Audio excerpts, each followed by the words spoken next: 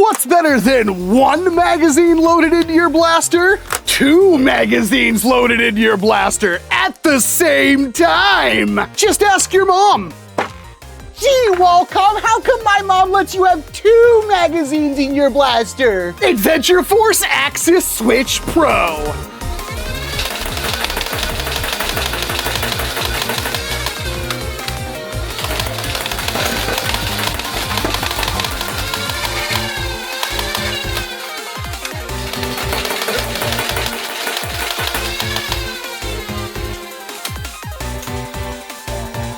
The TLDR is that this thing is a NERF Ultra Select, but Pro. I shouldn't even have to do the rest of the video at this point. It's not too often that we get a pro blaster with a gimmick, let alone one as powerful as this. If you don't get it, don't worry, I'll show you. The Adventure Force Axis Switch Pro comes in at $70 and is a Walmart exclusive here in the US. And you do get quite a lot just in the package when it comes to your $70 entry price. You of course get the blaster itself, an N-Strike buffer tube stock attachment point with a stock to attach to that, a set of plastic Picatinny iron sights, 40 Adventure Force Pro darts, two 20-round magazines, obligatory eye pro because this thing hits really hard, a rechargeable 7.4 volt lithium ion battery and a USB cable to charge it, and a B-car or bearing centering auto rifling muzzle device already installed and ready to go. And not only does it include all of that, but this blaster has a bunch of features packed into it to make it an even better deal.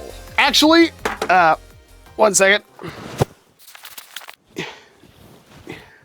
And you know how important a good deal is, which is why this portion of the video is sponsored by Whatnot. Whatnot is a hybrid live streaming and shopping app that you can download right now to not only browse thousands of shops, selling everything from cosmetics and electronics to trading cards and of course Nerf blasters, but also participate in live auctions where you can bid against other live stream viewers for items and score some absolutely incredible deals. I didn't know how much I wanted this copy of Street Fighter EX3 for the PlayStation 2 until it popped up in this seller's feed and unlocked core memories of the best fighting game character ever, Skullomania. So I gotta do a little bit of a bidding war, but in those short few seconds, I scored myself this copy that I can't wait to pop into my backwards compatible PlayStation 3. So if you want to try it yourself, there's a link down in the description below or a QR code on screen right now that you can scan to start your Whatnot journey off right with a $15 credit towards anything you want.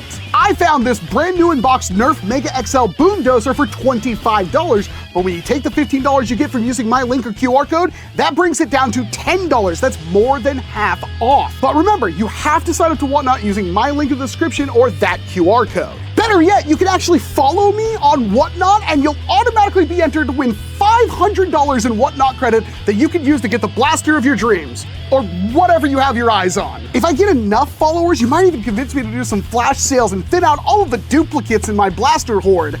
That seems like a really smart idea in the near future that will only be available to those of you who follow me on Whatnot. So I look forward to seeing you there, and thank you once again to Whatnot for sponsoring this portion of the video.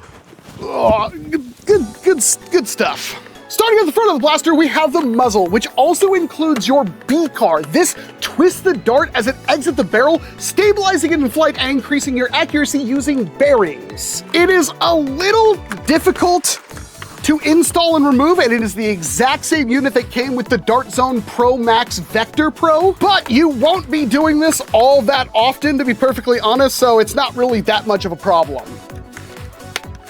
There we go. In fact, it uses the exact same flywheel cage and flywheels that the Dart Zone Max Vector Pro used. And keep in mind that for a flywheel blaster, which means this thing has two diametrically spinning flywheels that a dart gets pushed between to fling it down range, this thing has some pretty incredible accuracy. Just below the muzzle is a thing we'll talk about in just a little bit. The top of the blaster features a kind of recessed sling loop area, just the one from what I can see. And behind that is a Picatinny rail that runs almost the entire length of the blaster. Plenty of room for your included sights or whatever optic or accessories you choose. The magwell features, well, two magazine wells, each one with their own magazine release. Magazines just pop in like so. You can use one or the other, or both. And this little thing right behind that actually lets you eject both mags at the same time for quicker reloads. Behind that, we've got our firing trigger and a rev trigger. You do have to press the rev trigger until the blaster is fully spooled up, and then you can press the firing trigger.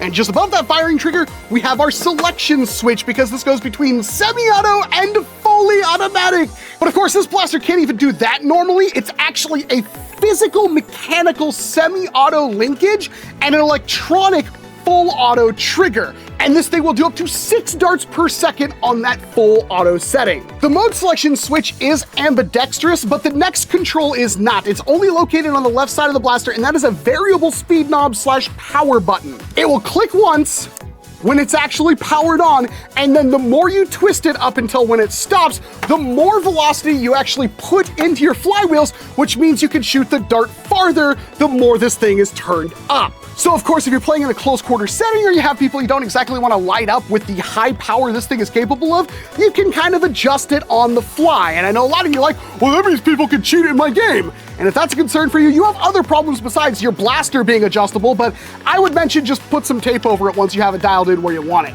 This actually matters a lot because this blaster can hit a variety of different velocity points, meaning it can take the role of a bunch of different blasters in one pack. Keep in mind, this does not adjust the rate of fire of the full auto setting. That will always be at the same rate of fire. Above that, also only on the left-hand side of the blaster, we have the battery door. It's held in by one Phillips screw, and it contains both your 7.4 volt, 1000 milliamp hour 2-cell lithium-ion battery and a USB charger. The battery connects via an XT30 connector, and it is objectively a pretty small battery compartment. Essentially, your battery has to fit in this cavity back here, which does limit what batteries you can put in this thing. It's not about the size of your battery, it's how you use it. And fret not, we will talk about other batteries. Behind that, we have a standard NERF N-Strike stock attachment point, which works fine with your standard NERF N-Strike stocks, but this also includes a buffer tube and a stock that is, of course, removable. So you can have the buffer tube and whatever buffer tube stock you want on the end of this thing, or the included buffer stock, which is adjustable and has a variety of points where it can stop. The grip is okay. It looks really bad, and if you have exceptionally large hands, you will probably find some issues with it, but it works fine. I really don't have too many gripes about it other than it's really nothing special. But the front grip is where things get a little bit spicy, because this is how you select between your two included magazines. This will not automatically swap between mags. You do have to give it a little bit of a twist. I know that's a lot to ask. That may be a problem and a deal breaker for some of you, and I really don't care because that is freaking awesome, and you can also just, you know, do it by hand if you choose, but that has mechanical advantage. It's pretty nice. And fully loaded up, the Axis Switch Pro weighs in at 39.6 ounces, or about 2.5 pounds. Switch it into semi-automatic, so this is the mechanical trigger, and we've got two mags, so we might as well use them. It's a wee bit loud.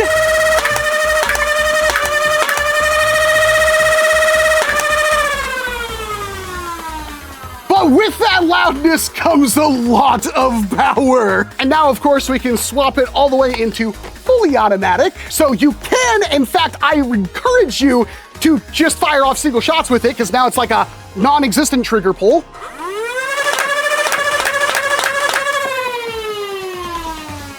Perfect. Full auto trigger. Oh, right, I have to do full auto. What? I might need that iPro for myself. Oh, what's that? My magazine is empty? My 20-round magazine runneth dry? Not so fast. And as rad as that is, the feature this blaster has that is absolutely game-changing is that, and pretend this magazine is fully loaded, while this thing is actually operating and firing, you can swap the mag out for a fully loaded mag and then instantly swap to that fully loaded mag and keep firing. That is amazingly powerful. And to be honest, you could technically keep doing this, although it does take a lot of practice and it's a little harder to reload it when the magazine is on the right-hand side if you're right-handed. But if you started off with the left-hand magazine loaded, empty that one, switch, start firing your other fully loaded right side magazine, and then swap out the left one, Yeah, that's perfect. It is so unbelievably good. The only limitation being you can't actually slide the mag over while it's actively firing. But considering how little time that takes, that's way quicker than your standard reload. And this opens up a whole new world of possibilities. You could have jungle flip mags. You could make some kind of D-shaped drums or something like that. There's a lot of ways this blaster could get even better from here. Look, I realize reloading isn't that hard, and I know the entire internet always tells me they're the absolute best. They can somersault over a car underwater while reloading their blaster blindfolded with only one hand. But it's always a chance for something to go wrong. Even if you're quick at it, you could get caught unaware and have to draw your secondary. The Axis Switch Pro doesn't need a secondary because you can instantly fire as long as you're on top of things, even if you are quick with that mag change. And let's talk about these 20-round mags, because these are a large capacity magazine compared to the 15 or 18 rounds you may be accustomed to. They are a fair bit longer than your standard Talon-sized mags, and any kind of Talon magazine will work in your Axis Switch Pro, and the included 20-round mags should work in pretty much any Talon mag-fed blaster. They're only available with the Axis Switch Pro right now, but I'm sure there will be separate magazines that you could buy in the near future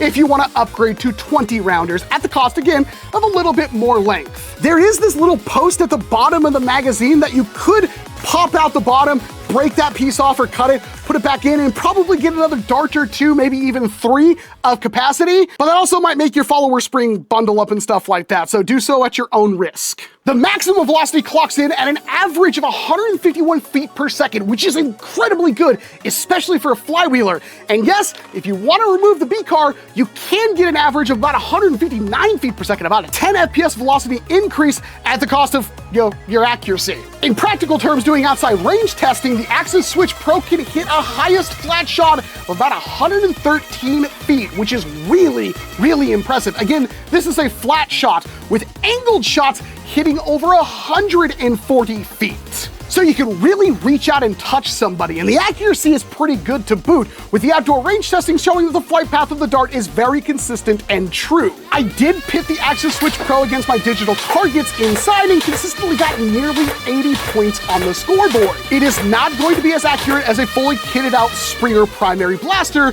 but it's also going to be far better than flywheel blasters that don't have the kind of tech that the Axis Switch Pro has inside of it. The B-car at the front actually has bearings inside of it, so as the dart leaves, those bearings twist that dart, which stabilizes in flight like rifling on an actual firearm. But I found out, because I talked to the actual product designer of the Axis Switch Pro, that it's not just the B-car, it's also the flywheels, which is why things like the Boxer Pro is also incredibly accurate compared to other flywheel blasters out there. It uses the same flywheels that the Vector Pro and now the Axis Switch Pro utilizes. I even got some fresh samples in here, and you can see they're very concave, but they're designed just right to work with that B-car and together deliver some absolutely astonishing performance. The Axis Switch Pro is a little bit bulkier compared to your standard non-double magazined blaster. The ergonomics aren't really anything special, and the stock looks and feels quite a bit cheap, but it all works fine. And all those minor downsides you probably won't care about because the performance is excellent. And this is a very powerful gimmick, holding double the ammo and effortlessly firing all of it. The rate of fire at 6 rounds per second isn't the fastest, but it's in that perfect sweet spot where if you need to have full auto, it works. If you want to keep this thing on full auto and fire off single shots, it's incredibly easy to do so, and you really don't need to drill the same person multiple times, and you're less likely to do that with a slower fire rate blaster. Yes, it could go insanely fast and hard, but really you only want that if you're using burst fire. But we do gotta talk about the battery situation, because of course the first thing you're gonna wanna do is see how much power the Axis Switch Pro can take. So I threw in a 3S LiPo, and that was a mistake. It sounded horrible, like a raccoon in a clothes dryer. Ask me how I know. But also didn't really shoot any harder. In fact, I think it was less good because the wheels were spinning that fast. And then the blaster shut down because I think it has a thermistor in there that heats up with the current flow, and it got too hot and shut off all power to the blaster until it cooled down. So a 3S LiPo will not really work in this blaster. The motors are obviously dedicated 2S motors now. What little complaints I could have about this blaster when it comes to ergonomics and stuff like that could be fixed very effortlessly with mods in the near future as more people get their hands on this thing. For example, this works. It's not very comfortable to use, in my opinion. It kind of jams up on my thumb. I wish it was just like a lever that I could flick with my thumb or something like that, and Ghost Manta on printables already did that. Where else could Dart Zone go from here?